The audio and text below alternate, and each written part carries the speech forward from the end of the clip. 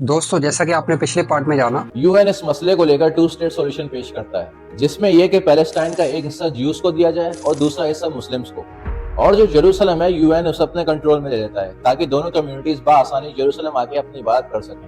देखा जाए तो यहाँ पर मुस्लिम पॉपुलेशन ज्यूज से डबल थी, लेकिन उसके बावजूद जब ये पार्टीशन प्लान दिया गया तो यूएन ने उस वक्त 55% जमीन ज्यूज को दी थी और 45% मुस्लिम्स को, जबकि जो जेरूसलम वाला एरिया था वो यूएन ने अपने पास रखा था। यूएन के जनरल असेंबली की वोटिंग में इस प्रपोजल के हक में 72% वोट आए, जिसके बाद ये फाइनल कर दिया गया कि 55% एरिया ज्यूइश को मिलेगा।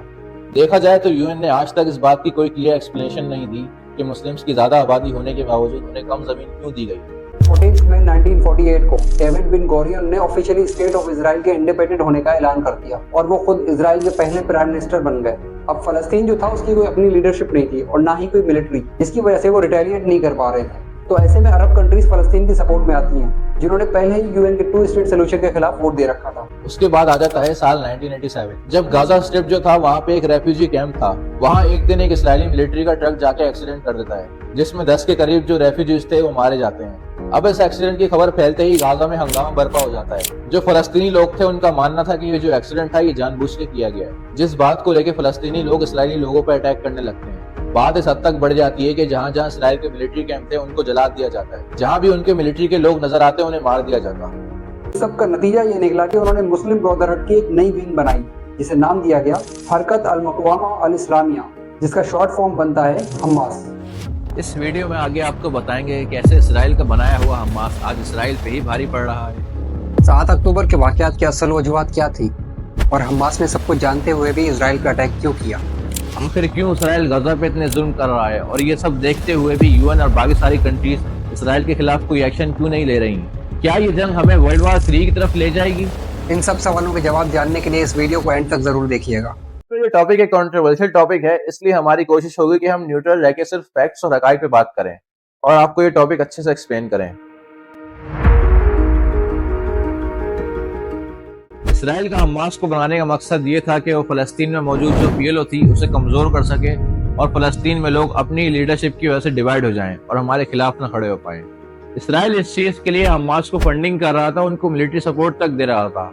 Israel basically divide and rule की पॉलिसी अपनाना चाहता था फलस्तीन को लेके कि वेस्ट बैंक और गजा के लोग आपस में ही लड़ते रहें। अब ये डिवाइड एंड रूल की पॉलिसी कर तो रहा था इसराइल, लेकिन उन्हें ये अंदाजा नहीं था कि आगे चलकर यही हमास इसराइल पे भारी पड़ेगा। दोस्तों, यूं तो इसराइल ने आज तक बहुत सारी जंगें लड़ी और बहुत सारी कंट्रीज को शिकस्त दी जंग में, लेकिन इसराइल के अपने ही बनाए हुए हमास के गोरिल्ला वारफेयर का आज तक इसराइल मुकाबला नहीं कर सका। जब ये फर्स्ट इत्तेफादा चल रहा था तो हमास 2 साल तक तो खामोश रहा और पुरअमन एहतजाज करता रहा, लेकिन हमास अपना असली रंग दिखाता है साल 1989 में, जब हमास के लोग 2 इजरायली लोकल्स को मार देते हैं। इसके बाद Hamas day by day Israel पे अटैक करता रहता था, हत्ता कि इन अटैक्स में हमास के लोग इजरायली सिविलियंस को तक मार देते थे।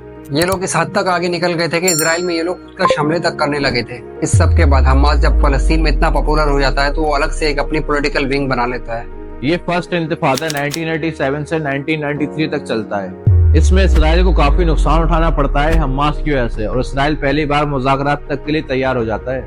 फाइनली 13 सितंबर 1993 को इसराइल और फलस्तीन की पीएलओ के बीच एक एग्रीमेंट होता है, जिसे ओस्लो एग्रीमेंट कहा जाता है, जिसमें वेस्ट बैंक और गजा स्ट्रिप फलस्तीन अथॉरिटीज को दे दिया जाता है, जिसके पहले प्रेसिडेंट यासिर अरफात बनते हैं। इस एग्रीमेंट के बाद फलस्तीन एक आजाद मुल्क तो नहीं बना, पर फलस्तीनों की अपनी एक गवर्नमेंट बन गई थी। वहां पे वोटिंग सिस्टम इंट्रोड्यूस करवाया गया, मतलब जनरल इलेक्शन हो सकते थे जिसमें फलस्तीनों की जो पार्टीज थी वो हिस्सा ले सकती थी। इस पीस एग्रीमेंट के बाद इसराइल और फलस्तीन दोनों की आवाम नाखुश होती हैं और हमास भी काफी प्रोटेस्ट वगैरह करने लगता है कि इसराइल के साथ पीस एग्रीमेंट क्यों किया गया। इस सब के बाद पीएलओ की जो पॉपुलैरिटी थी गजा और वेस्ट बैंक में वो बहुत कम हो गई। इसके मुकाबले लोग हमास को ज्यादा सपोर्ट करने लगे। फिर साल 2000 आ जाता है और यहाँ पे शुरू हो जाता है सेकंड इंतफादा। उस वक्त के इसराइल के जो प्राइम मिनिस्टर थे वो इजरायली मिलिट्री को लेके जेरूशलम के मस्जिद अक्सा वाले एरिया में जाते हैं और वहाँ पे कुछ बयानात देते हैं मस्जिद अक्सा को लेके। इस बात को लेके इसराइल और फलस्तीन के बीच काफी दंगे फसादात शुरू हो जाते हैं। फलस्तीन में तो लोग सड़कों पे निकल आते हैं और एहतजाज करने लगते हैं इसराइल के खिलाफ। ये जो सेकंड इंतिफादा था ये 2000 से लेके 2005 तक चलता है, और इस सेकंड इंतिफादा का फायदा ये हुआ कि जो गजा स्ट्रिप में ज्यूइश की आबादी थी उसे इसराइल ने वहां से हटा दिया और गजा स्ट्रिप में पूरी तरह से फलस्तीनी लोग रह गए। इसके बाद 26 जनवरी 2000 को वेस्ट बैंक और गजा स्ट्रिप में पहली बार इलेक्शन करवाए जाते हैं कि कौन फलस्तीन की तरफ से लीडर बनेगा। यहाँ पे इसराइल और अमेरिका बिल्कुल भी नहीं चाहते थे कि हमास ये इलेक्शन जीते, क्योंकि हमास ने बहुत अटैक किए थे इसराइल पे। पीएलओ, इसराइल और अमेरिका तीनों ही बहुत ज्यादा श्योर थे कि पीएलओ ही ये इलेक्शन जीतेगा। लेकिन जब इलेक्शन होते हैं तो इसका बिल्कुल उल्टा हो जाता है। यानी हमास जो था वो भारी वोट लेके गाजा स्ट्रिप और वेस्ट बैंक से जीत जाता है इलेक्शन। और हमास के जो रूलर थे इस्माइल हानिया, ये वेस्ट बैंक और गाजा स्ट्रिप के नए रूलर बन जाते हैं। इसके बाद अमेरिका और इजराइल हमास पे दबाव डालते हैं कि वो इजराइल को रिकॉग्नाइज करे और हमारी शर्तें माने, लेकिन हमास इस सब से इनकार कर देता है। जिसके बाद अमेरिका और इजराइल मिलकर हमास पे काफी सारी पाबंदियां लगा देते हैं। इस बात को लेकर पीएलओ की जो फतह पार्टी थी उसमें और हमास में काफी सारे इख्तलाफात खड़े हो जाते हैं। इसके बाद इन दोनों पार्टीज के लोगों के बीच लड़ाई शुरू हो जाती है। लोग एक दूसरे को मारने लग जाते हैं। ये जंग काफी दिनों तक चलती है, जिसे नाम दिया गया बैटल ऑफ गाजा। इस जंग के बाद हमास गजा स्ट्रिप में रूल करने लगी और वेस्ट बैंक में फतह पार्टी ने अपनी लीडरशिप बना ली। और तब से लेके आज तक फिर कभी कोई इलेक्शंस नहीं हुए। यही दोनों पार्टीज रूल कर रही हैं वेस्ट बैंक और गजा स्ट्रिप में। पीएलओ की जो फतह पार्टी है वो पीस की बात करते हैं, लेकिन हमास सिर्फ इसराइल को खत्म करने की बात करता है, जिसकी वजह से ये अरब कंट्रीज और फलस्तीन की आवाम में काफी मकबूल है। हमास को अरब की काफी सारी कंट्रीज सपोर्ट कर रही हैं, जिसमें ईरान सबसे पहले है। ईरान हथियार वगैरह भी देता है हमास को इसराइल पर अटैक करने के लिए।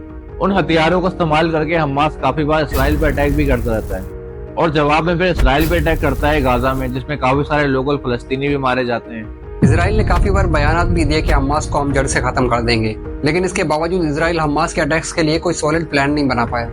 हमास के डर से ही इसराइल ने अपना आयरन डोम डिफेंस सिस्टम बनाया, जो हमास से आने वाले रॉकेट्स को हवा में डिस्ट्रॉय कर देता है। लेकिन जब हजारों रॉकेट एक साथ छोड़ दिए जाते हैं तो ये आयरन डोम भी कुछ नहीं कर पाता। अब इन दोनों की जंग में देखा जाए तो इन दोनों को कुछ हासिल नहीं होता, बल्कि दोनों तरफ से सिविलियंस मरते हैं। इसीलिए इसराइल ने गजा को चारों तरफ से कम्प्लीटली ब्लॉक करके रखा हुआ है। मतलब air, land, water completely block है हर तरफ से। ना यहाँ कोई आ सकता है और ना ये लोग कहीं जा सकते हैं। इसीलिए गजा को दुनिया की सबसे बड़ी ओपन एयर प्रिजन कहा जाता है। ये मैप देखें, ये है गाजा स्ट्रिप। इसके ईस्ट और नॉर्थ में दोनों तरफ के बॉर्डर्स को इसराइल कंट्रोल करता है। इसके अलावा साउथ वेस्ट की तरफ इजिप्ट का बॉर्डर है, जो साल में सिर्फ 1 या 2 बार खोला जाता है, वो भी सप्लाई वगैरह के लिए। और गाजा के ईस्टर्न कोस्ट में मेडिटेरियन सी है, यहाँ भी इसराइल नेवी हमेशा तैनात रहती है। इवन गाजा के लोगों को वेस्ट बैंक जाने तक की इजाजत नहीं है। वो रास्ता भी इसराइल से होकर गुजरता है, जिसमें बहुत ही किसी इमरजेंसी सिचुएशन में किसी को जाने दिया जाता है गजा से वेस्ट बैंक की तरफ। अब सवाल ये आ जाता है कि बॉर्डर पे इतनी सारी पाबंदियों के बावजूद हमास इतने सारे रॉकेट लाता कहाँ से इन अटैक्स के लिए। इस चीज के लिए हमास ने गाजा स्ट्रिप में बहुत बड़ी बड़ी टनल्स बना रखी है, जिसका इस्तेमाल करके वो लोग इजिप्ट वाला बॉर्डर पार करते हैं और फिर वहां से मेडिटेरियन सी के रास्ते ईरान से हथियार खरीदते हैं। अब ईरान से हथियार इसलिए खरीदते हैं कि ईरान जो मिसाइल बनाता है वो बहुत ही लो कॉस्ट के होते हैं, जिसकी वजह से उन्हें इतने सारे मिसाइल खरीदने में आसानी होती है। चीज के लिए ईरान हमास को मिसाइल पहुंचाने के लिए और भी तरीके इस्तेमाल करता है। अब जैसे शॉर्ट और मीडियम रेंज मिसाइल हैं, उन्हें वो मेडिटेरियन सी या इजिप्ट के जरिए हमास तक पहुंचाता है। लेकिन कई बार ये भी सुनने को मिला कि जो लॉन्ग रेंज मिसाइल है वो ईरान सुइस कनाल में डंप कर देता है और फिर कोऑर्डिनेट शेयर कर देता है हमास से, तो हमास के लोग वहां से मिसाइल निकाल लेते हैं। ऐसा समझ लें कि अरब कंट्रीज जब चाहे इसराइल पे अटैक करवा सकती है हमास के जरिए। अब आ जाते हैं 7 अक्टूबर को जो म्यूजिक फेस्टिवल वाला अटैक हुआ, उसके पीछे की कहानी क्या थी। इसके पीछे की कहानी शुरू होती है साल 2021 में हमास और इजराइल की वो लड़ाई, जब इजरायली फोर्सेस की जानिब से जुम्मे के दिन फ्राइडे की स्पीच के दौरान माइक की वायर काट दी गई कि ये स्पीच ना दी जाए।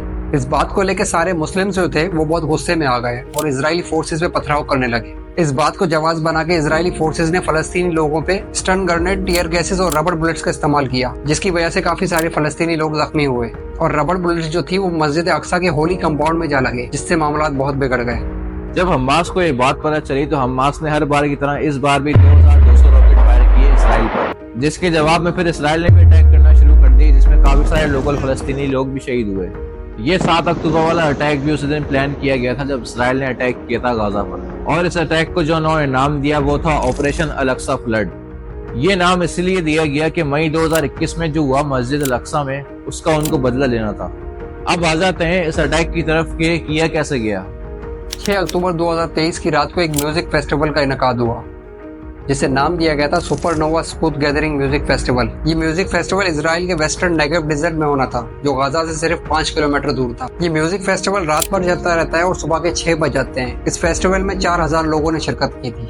ठीक उसी टाइम हमास के मिलिटेंट्स कई ग्रुप्स में गाजा से निकलते हैं। एक ग्रुप उनका बाय लैंड निकलता है। अब बॉर्डर्स पे काफी स्ट्रॉन्ग बैरियर्स लगे थे, जिसको तोड़ने के लिए उन्होंने बुलडोजर का इस्तेमाल किया, और दूसरा ग्रुप इनका पानी के रास्ते से इसराइल में पहुंचता है, और तीसरा जो ग्रुप था वो पैराग्लाइडिंग के जरिए उस जगह पे पहुंचता है जहाँ ये म्यूजिक फेस्टिवल हो रहा था। इसके अलावा सबसे बड़ा ग्रुप इनका गाजा में ही सेट था, जिसका काम गाजा से ही रॉकेट्स फायर करना था इसराइल पर। इसलिए उन्होंने 5000 से ज्यादा रॉकेट्स इसराइल पे छोड़े। हमास ये बात जानता था कि अगर 5000 रॉकेट एक साथ छोड़ेंगे तो इसराइल के आयरन डोम के लिए इन सबको रोकना नामुमकिन होगा। करीब 6 बजे ये अटैक शुरू हो जाता है और 7 बजे हमास के बाकी ग्रुप्स भी इसराइल के करीबी इलाकों में पहुंच जाते हैं और जहां जहां उन्हें इजरायली फोर्सेस नजर आती हैं वो उन्हें मार देते हैं। हमास की फोर्सेस इजराइल के टैंकों वगैरह तक को जला देती है और इस अटैक के बाद हमास के मास्टरमाइंड मोहम्मद डैफ की तरफ से एक ऑडियो रिलीज होता है। في ظل هذه الجرائم المتواصلة بحق أهلنا وشعبنا وفي ظل عربدة الاحتلال। इसके बाद करीब 8:34 पर इसराइल हमास के अगेंस्ट काउंटर अटैक शुरू कर देता है और 2 घंटे बाद इसराइल की एयरफोर्स गाजा पे अटैक करना शुरू कर देती है। अब इसराइल जो था वो हमास के साथ साथ सिविलियंस को भी निशाना बनाने लगा और 1200 से ज्यादा मिसाइल फायर किए जाते हैं गाजा पे। और उसके थोड़ी देर बाद ही इसराइल के प्राइम मिनिस्टर बेंजामिन नेतन्याहू वार डिक्लेयर कर देते हैं। जब इसराइल मुसलसल बमबारी किए जा रहा था गाजा पे, तो दूसरी तरफ लबनान के बॉर्डर से हिजबुल्लाह भी इसराइल पर अटैक शुरू कर देता है और सीरिया की तरफ से गोलन हाइट्स का जो एरिया है वहां पे भी स्ट्राइक शुरू हो जाती है। 9 अक्टूबर को इसराइल ने गाजा को हर तरफ से ब्लॉक करके उसकी इलेक्ट्रिसिटी, वाटर और फूड सप्लाई मुकम्मल तौर पे बंद कर दी। इसराइल जुल्म में इस हद तक आगे निकल गया कि उसने हॉस्पिटल को तक नहीं छोड़ा और 16 अक्टूबर को गाजा में मौजूद एक हॉस्पिटल पर अटैक कर दिया, जिसमें बहुत सारे लोग जो पहले ही जख्मों से जूझ रहे थे वो शहीद हो गए। इसके बाद इसराइल एक बयान देता है कि हम गाजा में ग्राउंड ऑपरेशन शुरू करने वाले हैं, इसलिए गाजा में जितने भी लोग हैं वो गाजा में साउथ वेस्ट की तरफ चले जाएं। अब आप अगर गाजा के पूरे मैप को देखें तो गाजा का टोटल एरिया 365 स्क्वायर किलोमीटर है और आबादी करीबन 22 लाख। ऐसे में गाजा बहुत गंजनाबाद एरिया है। इस चीज को लेकर WHO ने अपनी रिपोर्ट में कहा कि इतने कम एरिया और ज्यादा आबादी होने के बावजूद अगर आप उस आबादी से बोले कि आप उससे भी कम एरिया में चले जाएं, जबकि इस वक्त गाजा में पहले ही कितने जख्मी लोग मौजूद हैं, उनको एक एरिया से दूसरे एरिया की तरफ मूव करना, और गाजा में पहले ही इलेक्ट्रिसिटी और फूड की बहुत कमी हो चुकी है, तो ये उन लोगों के लिए मौत के सिवा और कुछ नहीं होगा। ये फलस्तीनियों की नस्ल कशी की जा रही है। इसके बाद ईरान भी मैदान में आ जाता है कि इसराइल ने अगर गाजा पे ग्राउंड ऑपरेशन किया तो हम इसराइल के खिलाफ जंग का ऐलान कर देंगे। लेकिन सवाल अब भी वही है कि हमास अगर ये जानता था कि इसराइल पलट के वार जरूर करेगा तो हमास ने ये सब किया क्यों? देखिए, इसकी कोई क्लियर जस्टिफिकेशन तो नहीं, अलबत्ता एक थ्योरी जरूर मौजूद है। वो है यूएस का IMEC प्रोजेक्ट, जो नया रूट बन रहा है एशिया और यूरोप के दरमियान ट्रेड के लिए। ये रूट इंडिया से होते हुए सऊदी अरब पहुंचेगा, फिर वहां से जॉर्डन और फिर इसराइल से होते हुए यूरोप पहुंचेगा, जिसमें इसराइल को काफी फायदा पहुंचेगा और अमेरिका साथ दे रहा है इस सब में इसराइल का। अब इस रूट का सबसे बड़ा मुखालिफ मिडिल ईस्ट में ईरान है, क्योंकि अभी करंटली जो रूट चल रहे हैं वो 2 रूट हैं। एक जो रशिया ने बनाया है, जो रशिया से होते हुए इंडियन ओशन और ईरान फिर यूरोप पहुंचेगा, जिसे NSTC कहते हैं। इसके अलावा एक और रूट है जो बहुत लंबा है, इसीलिए NSTC जो है ईरान वाला वो ज्यादा यूज होता है। लेकिन IMEC के आ जाने से लोग उसको ज्यादा यूज करेंगे, जिससे ईरान और रशिया को नुकसान होगा। देखिए, दूसरा सबसे बड़ा मसला है सऊदी अरब का। सऊदी अरब इसराइल को रिकॉग्नाइज नहीं करता। अब किसी कंट्री को रिकॉग्नाइज ना करने का मतलब है आप उससे ट्रेड नहीं कर सकते और ना ही आपके लोग वहां आ जा सकते हैं। और ये इम्कान जाहिर किया जा रहा था इस डील के चलते सऊदी अरब बहुत जल्द इसराइल को रिकॉग्नाइज करने वाला था, जिसकी वजह से हमास ने इसराइल पे अटैक किया और फिर बदले में इसराइल ने भी गाजा पे अटैक किया, जिसमें बहुत सारे मासूम लोगों की जानें गई। और इसकी वजह से पूरी मुस्लिम दुनिया इस वक्त गुस्से में है। और ऐसे में अगर सऊदी अरब इसराइल को रिकॉग्नाइज करता है तो उसे ईरान, पाकिस्तान और तुर्की समेत काफी सारी कंट्री से दुश्मनी मोल लेनी होगी। अब इस अटैक के बाद से ये जो प्रोजेक्ट था IMEC वाला, ये तो हो गया डिले, जिससे ईरान और रशिया को बहुत फायदा पहुंचा है। तो दोस्तों, ये थी मुकम्मल कहानी इसराइल और फलस्तीन के बीच की कॉन्फ्लिक्ट की। इस सीरीज के पार्ट 1 में आपने जाना कि यरूशलेम इतना अहम क्यों है तीनों बड़े मज़ाहिब के लिए, और यहूदियों ने ऐसा क्या किया था कि आज भी उन्हें नफरत की निगाह से देखा जाता है। और इसके बाद पार्ट 2 में हमने आपको बताया कि इसराइल कैसे बना और क्या हुआ था अरब इसराइल की पहली जंग में, और हमास जो था उसे किसने बनाया। उम्मीद है आपको ये history of Israel Palestine conflict की सीरीज पसंद आई होगी। आपको ये सीरीज कैसी लगी हमें कमेंट करके जरूर बताइएगा। अगर अभी तक आपने इस वीडियो का पार्ट 1 नहीं देखा तो देखने के लिए यहाँ क्लिक करें और पार्ट 2 देखने के लिए यहाँ क्लिक करें।